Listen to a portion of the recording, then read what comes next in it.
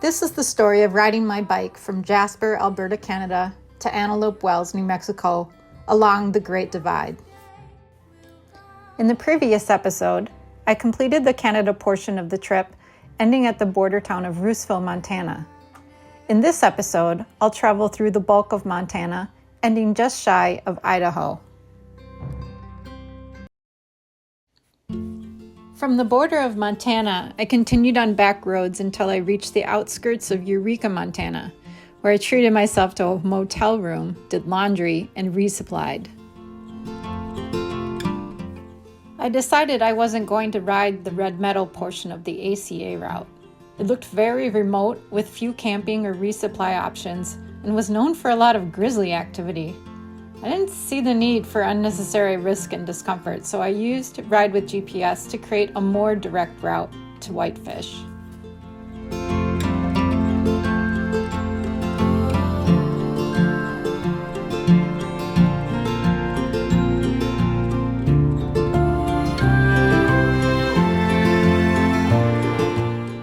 Eureka, starting day 8. Long way to go today, big climb. And there's a pretty significant wind. This might be a challenging one. But I have a place to stay tonight. Yay.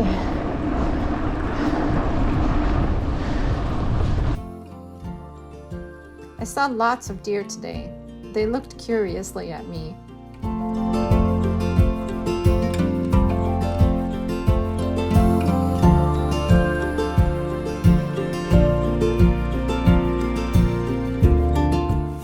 I also ran into some private roads that forced me to turn around.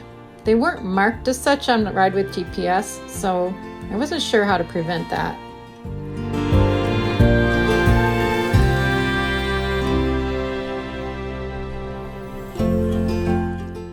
On a whim, I decided to stop at the Ant Flat Ranger Station. I learned that it became one of the region's first year-round ranger stations starting in 1904. By the end of 1920, it was a top-rated station for fire detection, prevention, and control.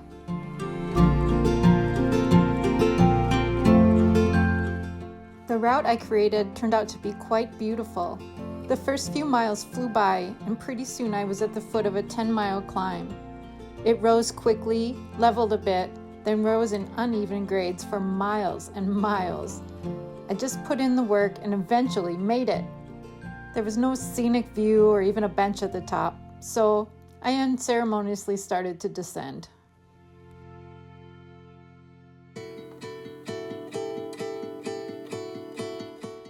My Warmshowers host's fenced-in backyard was a perfect spot to set up my tent. Chuck and Rita let me come in and do my laundry and clean up. I loved chatting with Rita on the porch. I was so grateful for friendly conversation after so many nights alone.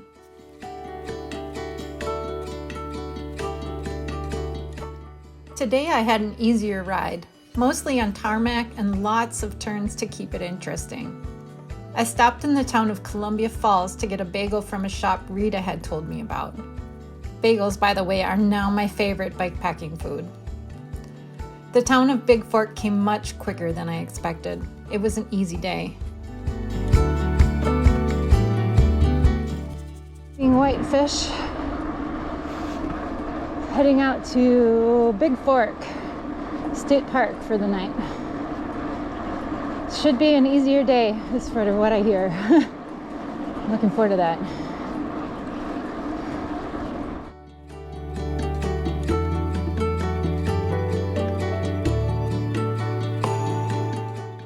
This is the trail that goes into Big Fork.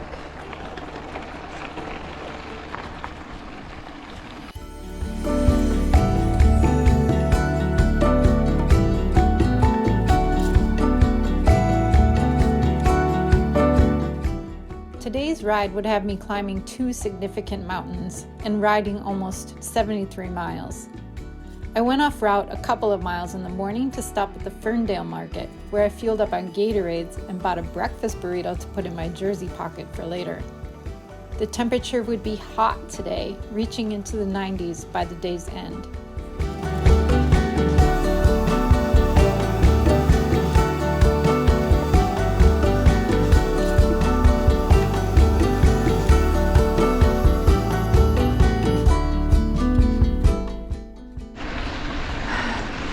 leaving Big Fork and catching the route a little further up. It's gonna be a hard day, but I'm ready for it, I think. I felt stronger on this morning's climb. I was able to keep a high cadence and work my way up the hill without stopping much. But as temperatures started to climb, I started to wilt. I stopped at a stream to filter water and dunked my head in. I got my bandana wet and wrapped it around my neck. I rested in the shade when I could. Later, I saw a big stream and waded in and dunked my head again. It felt so good.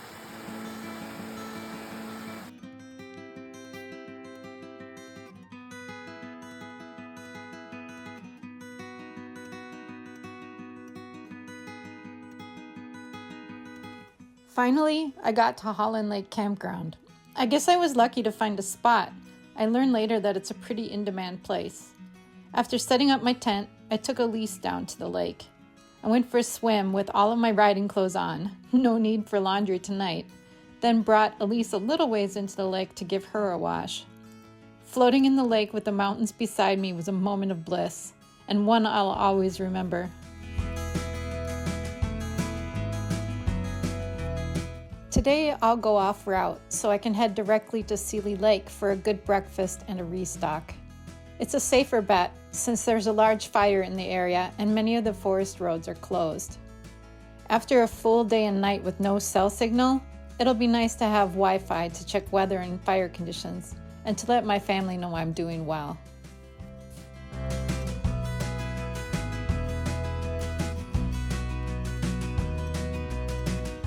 This is going to be pretty much what it looks like all day. Heading to Ovando.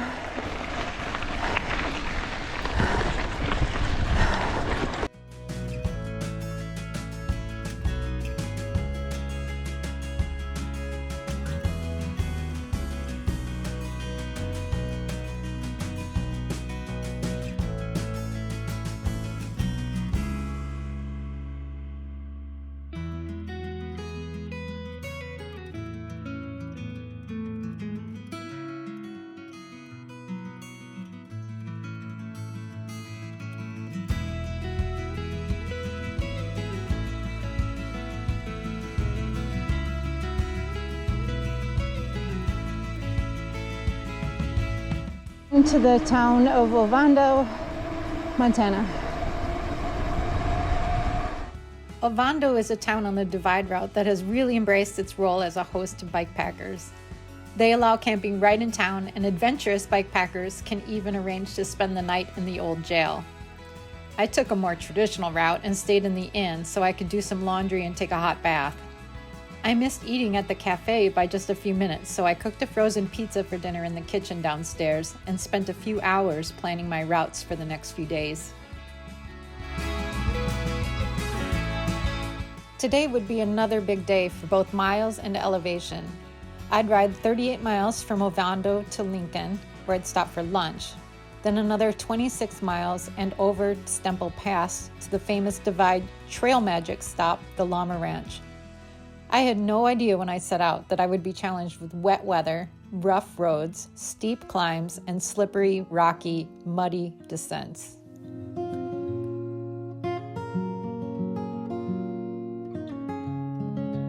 Starting out in the rain, but it doesn't feel too bad. Kind of like it.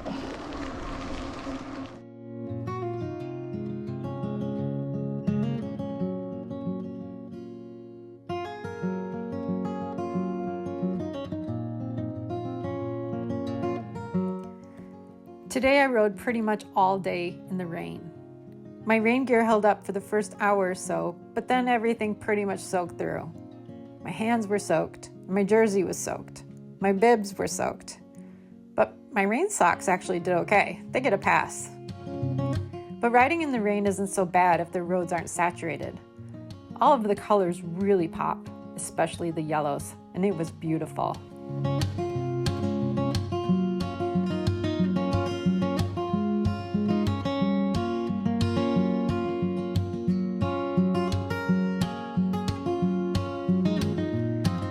I had my first and only scare as a solo female rider today.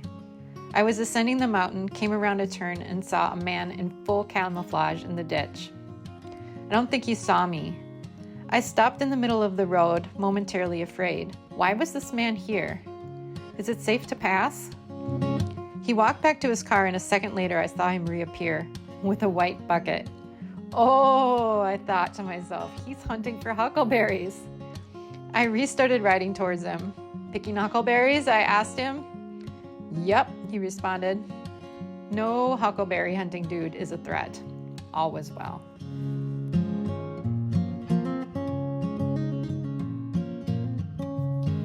When I reached the Llama Ranch, one of the owners, John, was sitting on the porch out front. He welcomed me, offered me a drink and a sandwich, and invited me to rest a bit. I asked if I could change out of my wet clothes, so he brought me to the covered wagon, which would be my home for the night. He showed me around. Sheets if I wanted them, just put them on the ground when you leave if you use them. A propane stove, canned and dry food in the cupboard, a jug of water, a basin for washing. The Llama Ranch is an exceptionally generous place. It blows my mind how they go all out for us dirtbags and ask for nothing in return, just to pay it forward. It's a beautiful place, situated in a valley surrounded by mountains. They have bird feeders on the porch, white geese, alpacas that wander among us. The alpacas are cool with us as long as we don't approach them. Horses come up to the fence for nose rubs. Sandhills call in the distance. I felt really safe here.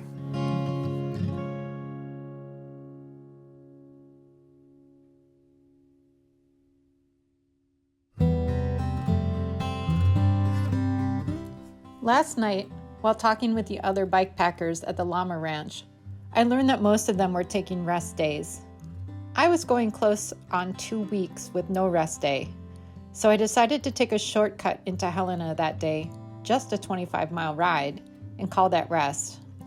The ride was mostly downhill, but my legs could still feel it after Stemple Pass. I messaged Dawn, my Warmshowers host in Helena, that I was going to be earlier than I thought, and that I would get lunch before it came. She said she'd be happy to make me lunch. Just come on right now.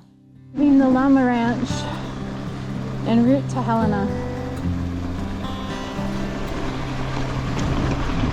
I don't know if you can see, but the road is lined with all of these little, I don't know, Jerusalem sunflowers.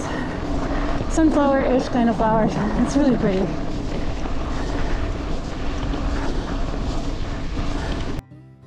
When I arrived, Dawn was on the porch. She jumped up and down and waved her arms to greet me, then came and gave me a big hug.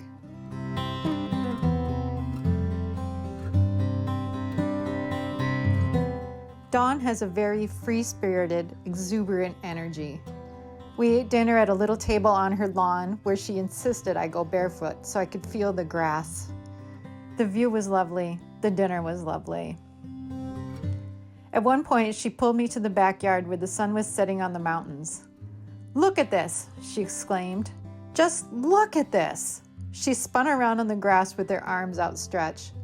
"Can you believe we get to see this?" 2 weeks I've been riding now, every day, as little as 25 miles and as much as 74 miles. I decided on a more modest goal of reaching Basin, Montana today, so I could stay in the community center for $5.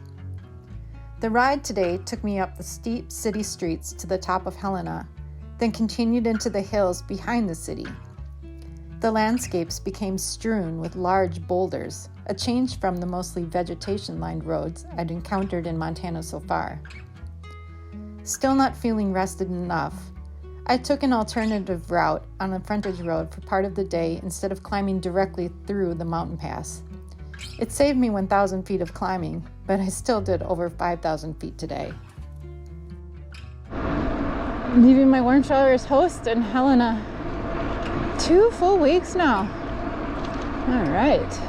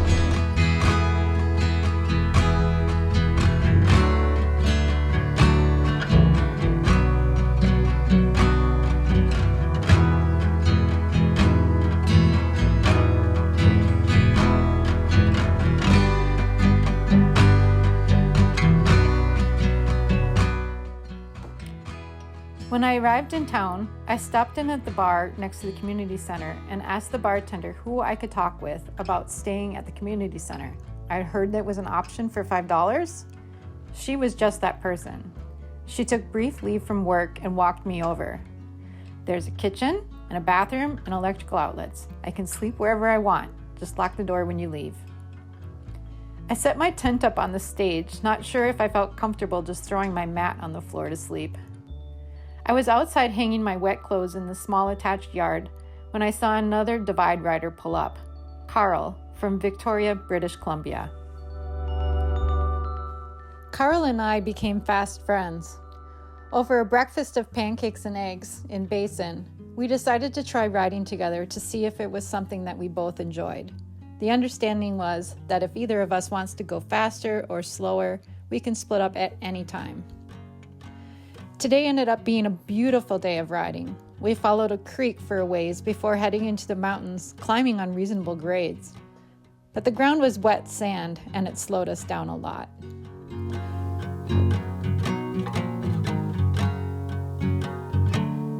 Basin, en route to Butte today.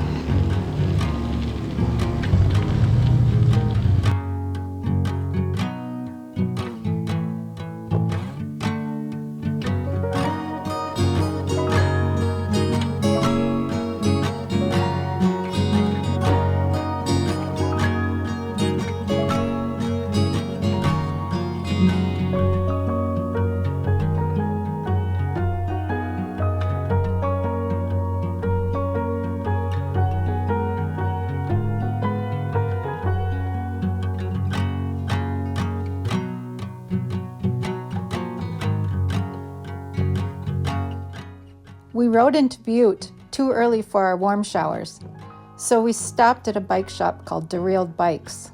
This shop was awesome. Sarah, the owner, dropped everything for us and put our bikes on the stand. She checked and cleaned the chain, put sealant in the tires, and oiled my derailleur bolts. And she refused to charge for labor. It's a service that she likes to provide for the divide riders.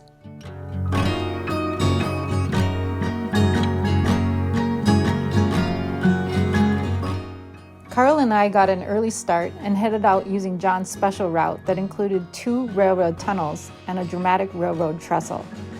After the bridge, we doubled back a little and entered some single track that immediately turned into a steep hike-a-bike as it scooted up the side of the mountain. Next, we climbed to the top of another mountain, officially crossing the Continental Divide.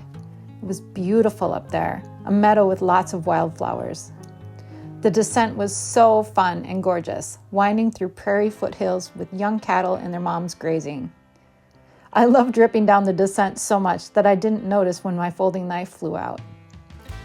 Next was lunch at the side of the road before getting started on the day's main attraction, Fleecer Mountain. More about that later.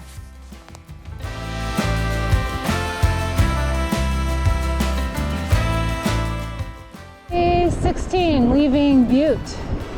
On to Fleecer Ridge and Wise River.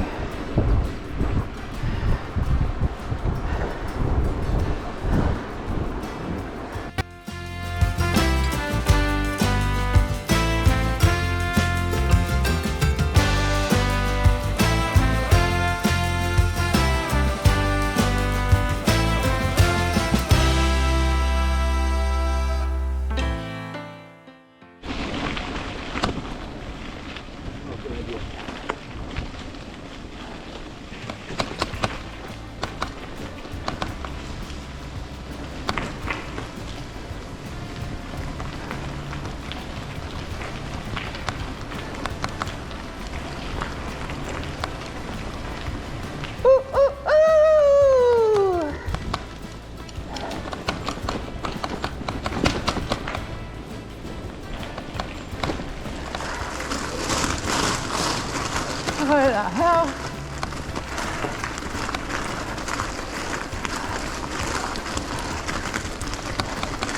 I can see the light.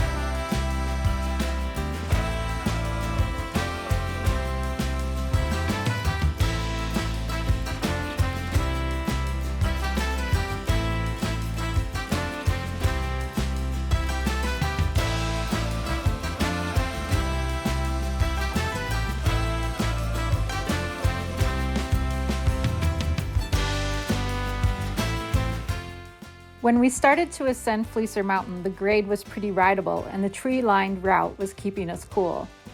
We thought we had made it to the crest because we started descending, but we came into this prairie where the road in front of us appeared to go straight up to this enormous mountaintop.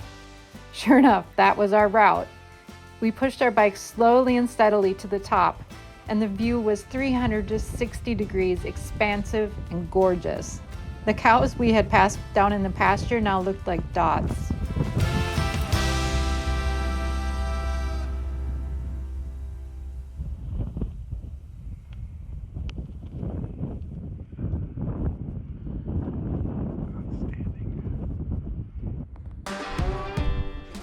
Now it was time for the famous downhill. The first part was steep but rideable, but then it got to a point where the grade got ridiculously steep and treacherous, like laughably steep.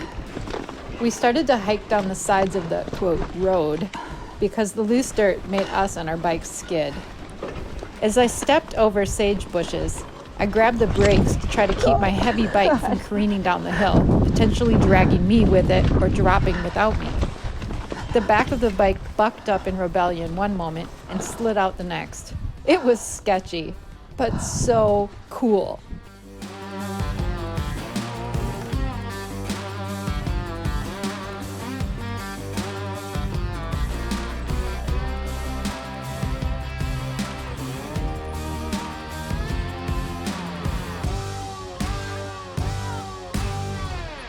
Almost there.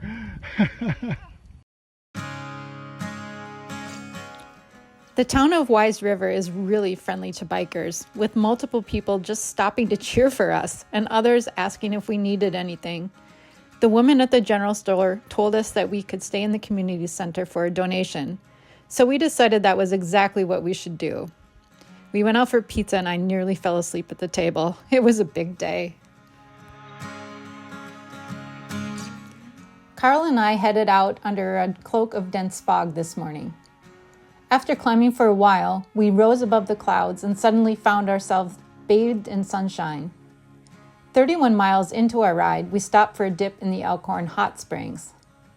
Next, we headed downhill to Ma Barnes Country Store, where we had a little picnic under some aspens. Finally, the wind and downhill slope let us fly over the rest of the road to Bannack State Park.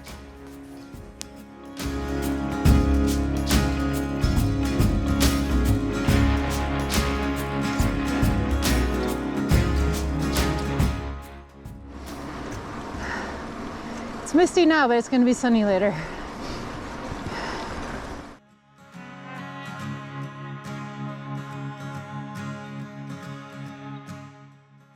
It's a beautiful, bright day, and that's what we just came from. It's just so cool.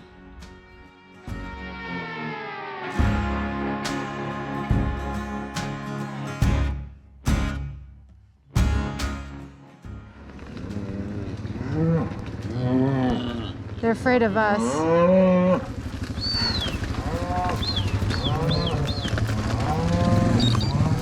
Sorry if we threw you off. Oh, you're good. Okay.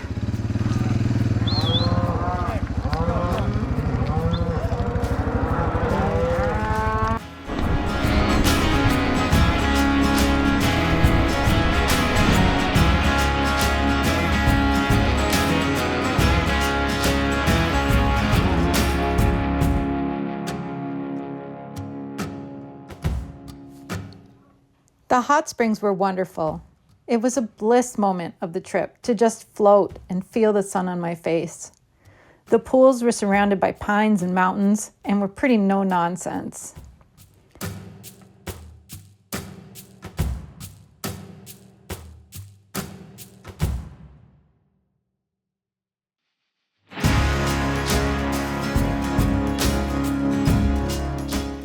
Bannack State Park is a well-preserved ghost town and a National Historic Landmark. A gold discovery in 1862 led Bannack to become a boom town and Montana's first territorial capital. Today, you can see over 50 buildings that line Main Street and walk through many of them, including a 2-story hotel, a schoolhouse, a bar, a jail, and more.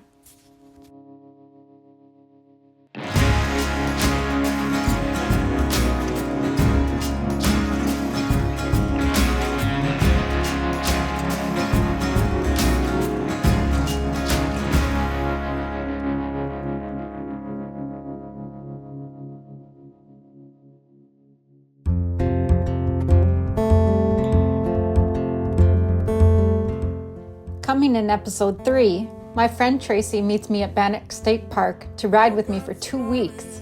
We see Grand Teton National Park, we find an unusual way to cross the Great Basin, and we stay at the famous Brush Mountain Lodge. Just like a new day, a breath of fresh air in my life.